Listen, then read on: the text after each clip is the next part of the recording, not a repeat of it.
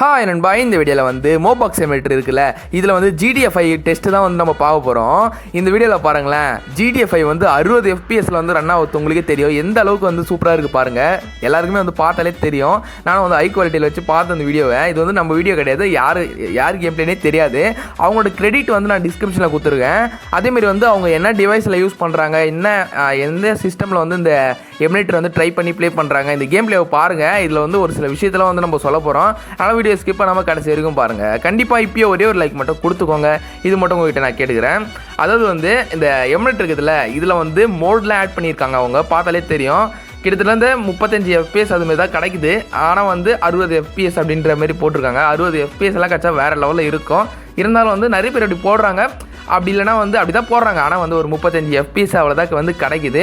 ஆனால் வந்து ஃபுல் மோடுங்க, சும்மா சூப்பராக இருக்குது. இதுவே பரவாயில்ல, உண்மையிலே சொல்கிறேன், வேறு லெவலில் இருக்குது. இப்போ நம்ம ஒரு லேப்டாப் இருக்குதுன்னு வச்சுக்கோங்க, அதில் வந்து நம்ம ப்ளே பண்ணுறோம். கிட்டத்தட்ட வந்து 35 FPS நம்மளுக்கு வந்து கிடைக்குது லேப்டாப்லாம் வந்து.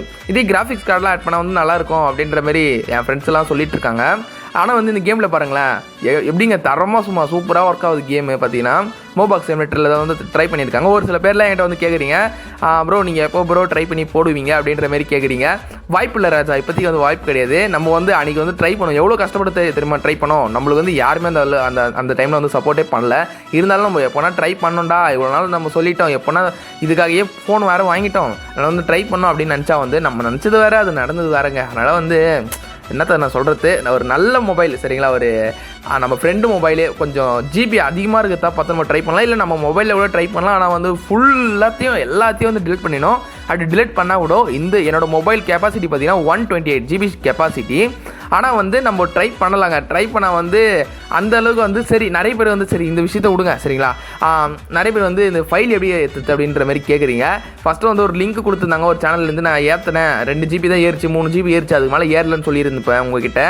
அதேமாரி வந்து ஒருவேளை நெட்வொர்க்கு ஸ்பீடாக இருக்கிற இடத்துல போயிருந்தால் ஏறி இருக்குமா என்னன்னு தெரில. அதுக்கப்புறம் நான் கட் பண்ணிட்டேன். திருப்பி போய் பார்த்தா அந்த வீடியோவே காணும். அந்த சேனலை எனக்கு தெரிஞ்சு டெர்மினேட் பண்ணிட்டாங்க போல இருக்குது. ஏன்னா ஒரு கொடுத்த லிங்க் அதுமாரி சரிங்களா. ஏன்னா வந்து அந்த லிங்க் மூலிமா அவருக்கு ஒரு சில அமௌண்ட்டில் காசுலாம் வரும். அதனால் இப்போ வந்து இது எப்படி ஏற்றுதுன்னா பிசி சரிங்களா. இப்போ நீங்கள் பிசியில் வந்து எப்படி ஏற்றுறீங்க ஃபைலை, அதேமாரி போடுங்க. பிசி GTF5 டவுன்லோட்னு போட்டிங்கன்னா வரும்னு சொல்கிறாங்கங்க.